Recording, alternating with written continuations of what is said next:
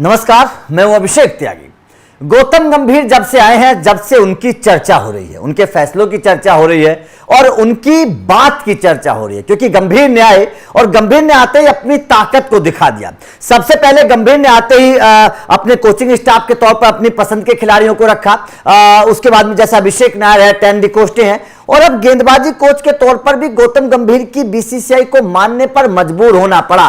BCCI कहती रही कि भाई साहब जहीर खान को ले लो, भाई साहब और दूसरे खिलाड़ी को ले लो, बालाजी को ले लो, लेकिन गंभीर ने नहीं मानी। गंभीर शुरू से अड़े थे कि भाई साहब मुझे तो मोरकल चाहिए, और आखिरकार फैसला वही हुआ। मोरकल को बीसीसीआई को सेलेक्ट करना पड़ा और मोरकल को लेना पड़ा।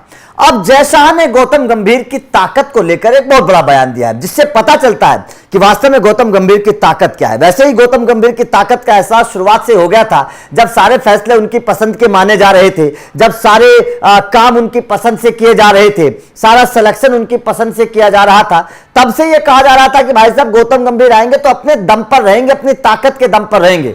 अब गौतम गंभीर की ताकत का एहसास जय शाह ने भी करवा दिया है। जय शाह ने हाल ही में एक ऐसा बयान दिया है जिससे साफ तौर पर संकेत मिल रहे हैं कि वास्तव में गौतम गंभीर इस टीम के बादशाह हैं। वास्तव में गौतम गंभीर जो चाहेंगे वही होगा।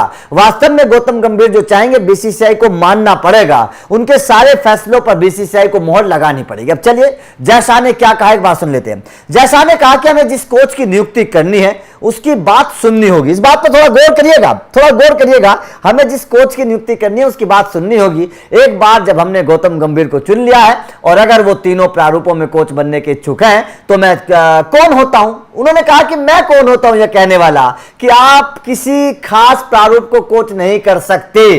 कमोबेश 70% खिलाड़ी तीनों प्रारूप में एक जैसे ही खेलते हैं। जय शाह के इस बयान से आप दो चीज समझिएगा। सबसे पहली बात, उनकी ऊपर वाली लाइन सुनिएगा कि हमने जिसको कोच बनाया उसकी बात सुननी पड़ेगी। मतलब साफ है जय शाह के इस बयान से कि गंभीर जो कहेंगे वो बात माननी पड़ेगी बीसीसीआई को, उस बात पर अमल करना पड़ेगा। और दूसरा जो बयान जय शाह का है वो ये है कि कोच बनने के, जब वो तीनों फॉर्मेट के कोच बनने के इच्छुक हैं, तो भाई साहब मैं कौन होता हूं यह कहने वाला कि आप इसको कोचिंग मत करिए, इस फॉर्मेट को छोड़ दीजिए, इस फॉर्मेट में आप कोच नहीं होंगे। ये मैं कौन होता हूं, वो तो गौतम गंभीर की बात मानी जाएगी। तो इससे साफ पता चलता है कि भाई साहब गंभीर आएंगे तो अपने दम पर रहेंगे, अपने दम पर अपने फैसलों को मनवाने की ताकत वो रखते हैं। यह साफ तौर पर पता चल चुका है जय शाह के इस बयान से। और यह बात पहले से भी कयास लगाए जा रहे थे कि अगर गंभीर टीम इंडिया में आएंगे तो उनकी बात माननी पड़ेगी, क्योंकि उनका स्टाइल ही उस तरीके का है। वो केकेआर में रहे, वहां पर उनको खुली आजादी थी। जब तक वो लखनऊ में रहे, लखनऊ में उनको खुली आजादी थी। तो जाहिर तौर पर गंभीर जो है ना, वो बंधकर काम करने वाले इंसान नहीं है। वो पहले से इस बात के संकेत मिल गए थे कि गंभीर टीम इंडिया में अगर कोच बनकर आएंगे तो सारे फैसले उनके पसंद के बीसीसीआई को करने पड़ेंगे।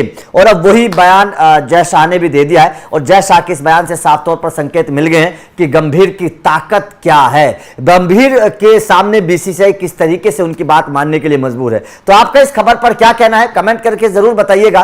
क्या आपको भी लगता है वास्तव में गंभीर की जो ताकत है, जो शख्सियत है, वो बाकी कोच से अलग है? क्या आपको भी लगता है? कमेंट करके अपनी राय जरूर दीजिएगा। वीडियो अच्छी लगी हो तो लाइक और शेयर जरूर करिएगा, चैनल को सब्सक्राइब करिएगा, क्योंकि अपडेट मिलते रहेंगे। Thank you very much.